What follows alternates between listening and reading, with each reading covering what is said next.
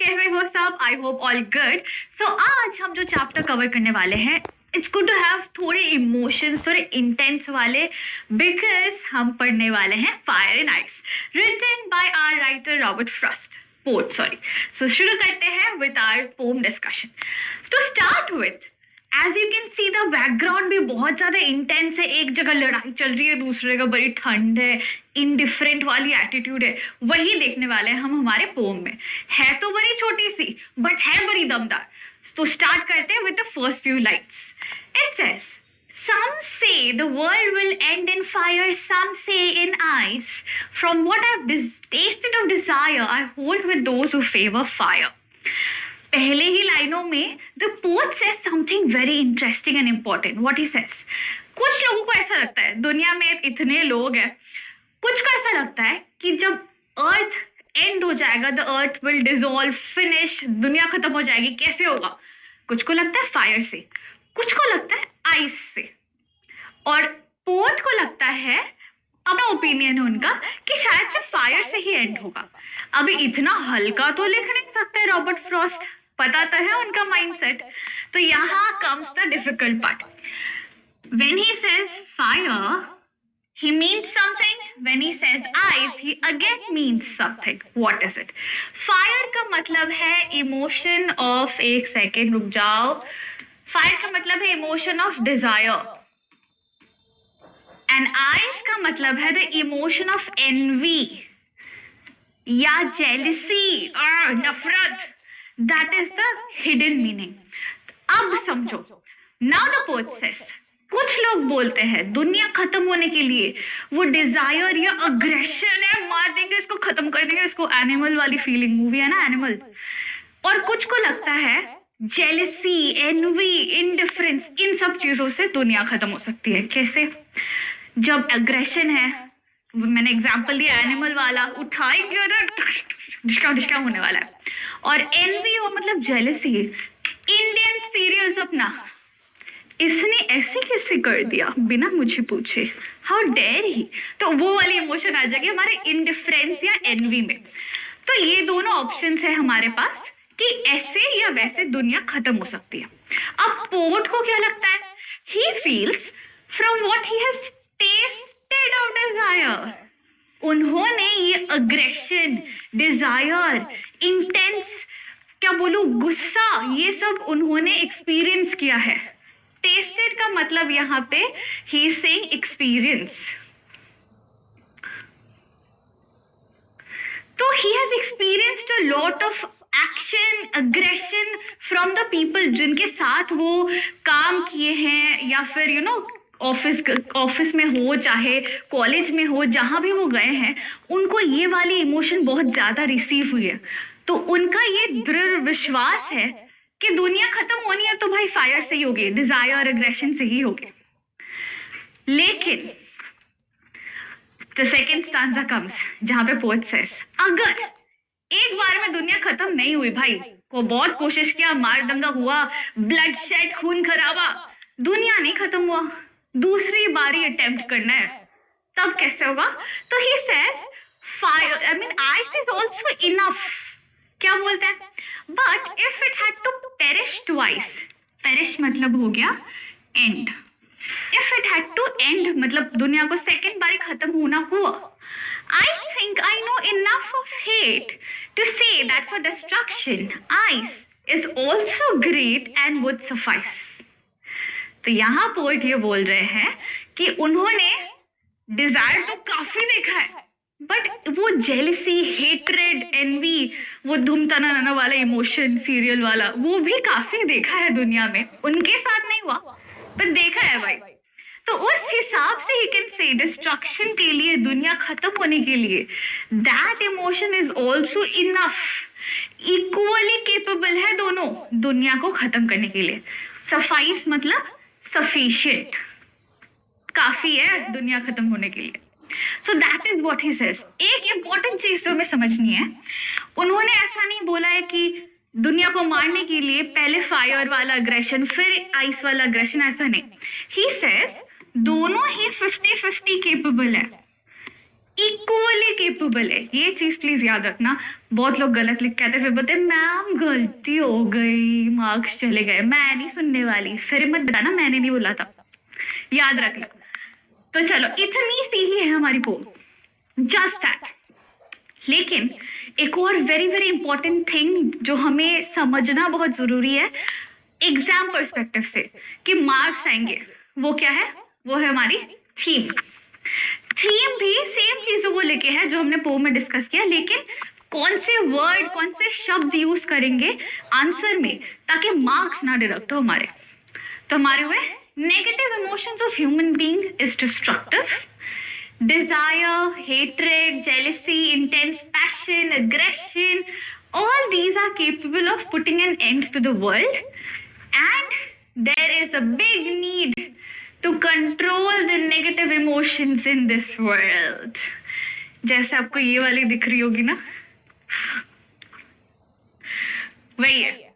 So theme हमारा इतना ही है कि there is a lot, like specially इस जनरेशन में इतना कंपटीशन है, इतना मतलब उसने मुझसे ज्यादा मार्क्स लाया, इसके नेक्स्ट टाइम में मैं अपना आंसर्स नहीं दिखाऊंगी ताकि मुझे उससे ज्यादा मार्क्स आए। तो ये जेलेसी होना, या किसी किसी में तो गुस्से से वो सिर फोड़ देते हैं, ऐसे भी होता है। वो इमोशंस को a person needs to know कैसे कंट्रोल करना चाहिए। बहुत ज्यादा नेगेटिव इमोशंस डिस्ट्रक्टिव होता है, सिर्फ दुनिया के लिए नहीं, अपने लाइफ के लिए। भाई खुश रहो, शांति से रहो, हैप्पी रहो, ये मंत्र होना चाहिए। मार दंगा कह के क्या मिलेगा भाई, चिल। तो that's the theme of our poem. बढ़िया, समझ आ गया? चलो आगे बढ़ते हैं। Going to another very important thing, poetic devices, क्योंकि इसमें तो क्वेश्चंस आएंगे। क्या क्या हमारे पोएटिक डिवाइसेस? पहला, rhyme scheme of A B A C D C D C, क्योंकि लाइंस के नंबर्स अलग है। एक पहले स्टांजा में 4 लाइन है, दूसरे स्टांजा में 5 लाइंस है, तो उसकी वजह से पोएटिक डिवाइस का मतलब राइम स्कीम थोड़ा अलग है, याद रखना। सेकंड क्या हमारा? अजोनेंस। अजोनेंस क्या होता है? Repetition of vowel sound. कोई एक ए आई ओ यू वाला वावल साउंड मल्टीपल वर्ड्स पे रिपीट होना, अजोनेंस। तो वो आ गया हमारा ओ का sound. For example, hold with those who favour fire, O sound repeat हो रहा है। दूसरा, एलिटरेशन। एलिटरेशन क्या है? Consonant sound. इस बार कॉन्सोनेंट ले लेंगे, ए आई ओ यू को हटा देंगे। कॉन्सोनेंट साउंड्स वर्ड्स के बिगिनिंग में प्लेस होते हैं, मल्टीपल वर्ड्स के, दैट इज एलिटरेशन। तो उसमें कहां पर आ गया? F sound in favour fire, W sound in world will. कुछ एग्जाम्पल्स मिल गए, और भी मिलेंगे, पोम देख लो। अगला आया हमारा इमेजरी।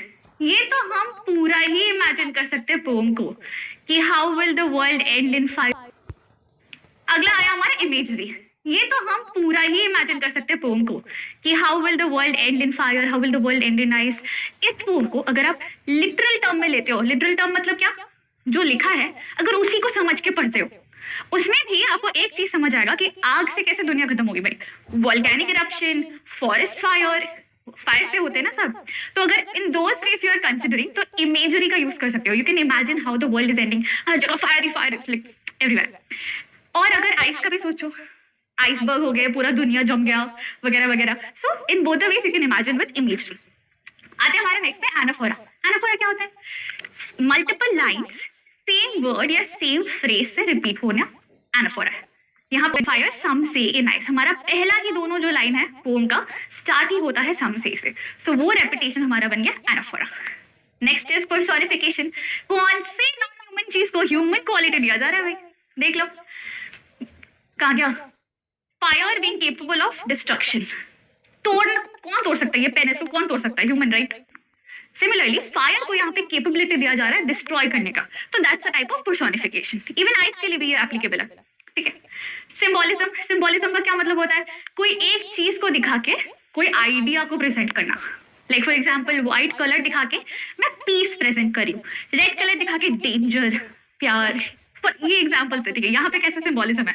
फायर सिंबलाइजेस डिजायर और आइस सिंबलाइजेस हेट्रेड, एनवी, वो सारी इमोशंस।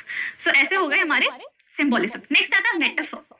मेटाफर का क्या मतलब है? कंपैरिजन करना टू डिफरेंट थिंग्स में, एंड मेटाफर इनडायरेक्ट कंपैरिजन होता है। तो क्या क्या कंपेयर हो रहा है? भाई सेम है, फायर एंड आइस को कंपेयर कर रहे हो नेगेटिव इमोशंस के साथ।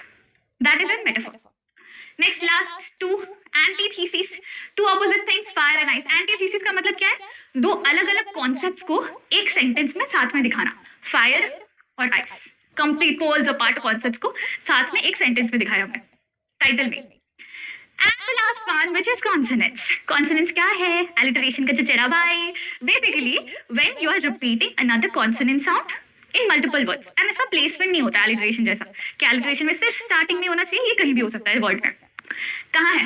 For example, great, hate, so her sound, the sound. ऐसे there are multiple more words जहाँ आपको पो में पूरा लिस्ट मिल जाएगा. Done, sorted, ठीक है? That's it. Thank you so much guys. Summary चाहिए? आई थिंक हो गई है. आपके रेफरेंस के लिए एक बार देख लो. Giving you 10 seconds. आपके साथ मैं भी पढ़ लेती हूँ. Frost demonstrates how intense emotions such as desire and hatred can result in disastrous consequence. Reflects that throughout the history we can see unused desire of human to end the world by killing each other. Fire symbolic of desire, ice symbolic of hatred. And this poem is recognized for simplicity and यहाँ मैं वापस आ रही हूँ. Simplicity and concerning message. Requesting the readers to pone of everything. ये जो pointer है ना भाई, ये थोड़ा इंपॉर्टेंट है. क्यों? ऐसे क्वेश्चन आ सकता है कि पोम का लाइंस इतना छोटा छोटा क्यों है? Why is it not written in big sentences? Because the poet wants you to pause, धीरे धीरे लाइंस को पढ़ो and try to understand the emotion of it. Go slow with it, analyze it and understand कि क्या बोलना चाह रहे हैं पोट. वही है यहाँ पे कि urging the readers to pause and reflect. आराम से समझो एंड खुद में अगर बदलाव लाने की जरूरत है तो लेकर. ठीक है, अगले वाले पे चलते हैं. Showcases intense negative emotions of human beings. Already पता है. Poet's tone reflects his experience. ये हमारे थर्ड लाइन में है फर्स्ट स्टैंजा में. What I have experienced of desire, वही चीज लिखी है. ही बिलीव्स दैट फायर और desire is enough to end the world. Fire के कौन कौन से सिनोनिम्स यूज किए गए हैं?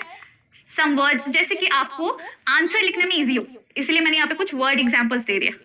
आइस के लिए भी प्रोवाइड किया है, इनसेंसिटिविटी, क्रूअल्टी एक्सेट्रा. तो भाई पॉइंट्स तो सारे आ गए. जम के लिखो, आंसर सही से करो. रेडी? मिलते हैं नेक्स्ट चैप्टर में. Till then take care. Thank you so much. Your teacher Magnolia signing off. See you soon. Stay smiling, stay happy. Bye bye everybody.